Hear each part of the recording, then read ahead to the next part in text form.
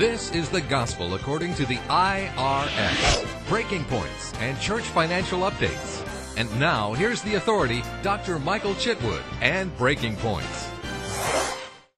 Michael Chitwood, welcome to Breaking Points today, and I want to welcome you to the program today. A good program today that's going to talk about the number one key ingredient that you must have, and I'm going to go into detail because there's going to be 10 points of consideration. But before I get there, I want you to put something at the top of your page. My father always taught me this. He said, cheap advice is expensive. You normally pay for what you get. You know, we call it the secrets that others just won't tell you. See, there's a lot of people that have the secret of what their success has been, but they won't tell you that. I'm sharing with you information and knowledge that will allow you to step into an area that you've never been before. How many of you really want to move somewhere? I say this a lot of times. I got this from my good friend Dr. Mike Murdoch. He says this: if you ever want to have something you've never had, then you must do something you've never done. I want to ask you, are you ready for that today? I believe you are. Grab your pad and pen. Welcome to Breaking Points today. Let's get going here if we can. Cheap advice is expensive. Make a note. A grant is a legal document allowing Congress to fulfill a need in the community. A grant is a legal document allowing Congress to fulfill a need in the community. A grant is a document. It's a what kind of document? A legal document allowing Congress of the United States to fulfill a need in the community. Yesterday's program, I told you about the 11 things that you needed, and I hope that you got those down. If you didn't, you have to go back and pull that off right now and get it down. But I want to talk to you today about the number one thing that I talked to you about yesterday, but not in detail. The number one thing that you had to have was a mission statement. Today, I want to give you 10 components of your mission statement. If you will follow these guidelines for developing your mission statement, then, ladies and gentlemen, you're going to find out that your mission statement is going to be the best. And you know what? I believe that because I've read and graded and scored many mission statements. And you know what? I'm finding out that the children of God, they've got something unique. You've got something unique. You know what it is? You've got the ability to hear from someone that's higher than you and myself and speak what he wants on that paper for your mission statement. I believe that with all of my heart. Remember, anything that the mind can conceive or believe, you can achieve. So today, let's get started. At the top of your page, put the 10 components for a good. In fact, cross that out. Put the 10 components for a great mission statement. Because this mission statement is not going to be good. This mission statement is going to be great. Number one, your mission statement should be concise. Number one, concise. Say that with me, concise. Your mission statement should be concise. To the point. Number two, your mission statement should be directly pointed at what you're trying to accomplish.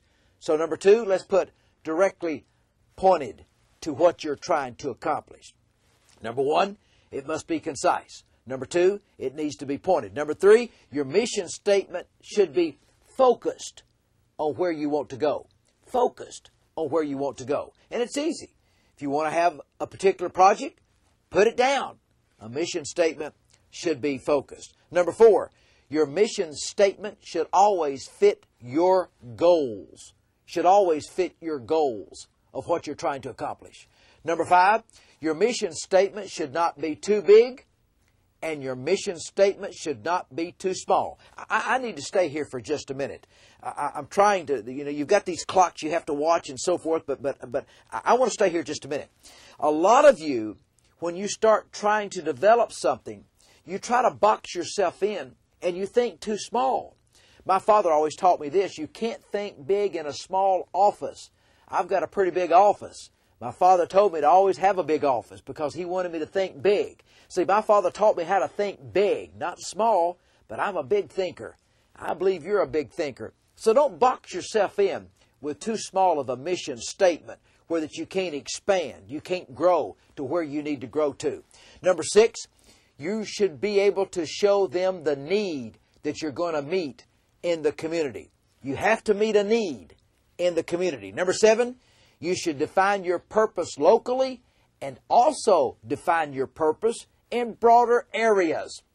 So number 7, you should define your purpose locally and you should define yourself in broader areas. Don't make it too small. Don't make it too big. Number 8, you must measure the impact of your efforts.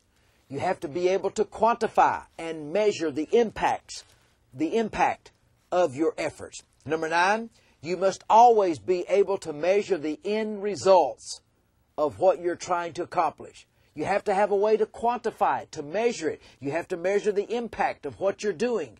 Then you have to measure the end results of what you're doing. And number 10, you should always be consistent with the mission statement of the funder that you're going to. In other words, your mission statement for your organization needs to be close and match the mission statement of the funder that you're going to.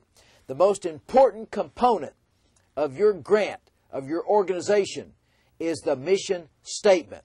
Don't make it too big and don't make it too small. Make it just right.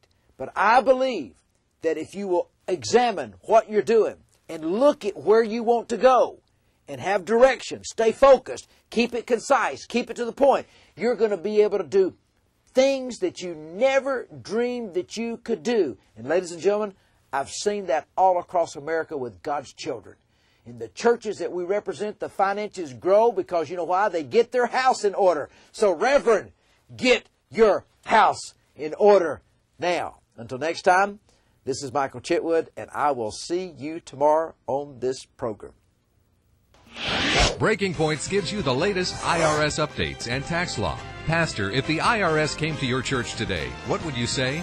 If you really want your house of worship in order, call 1-800-345-9117.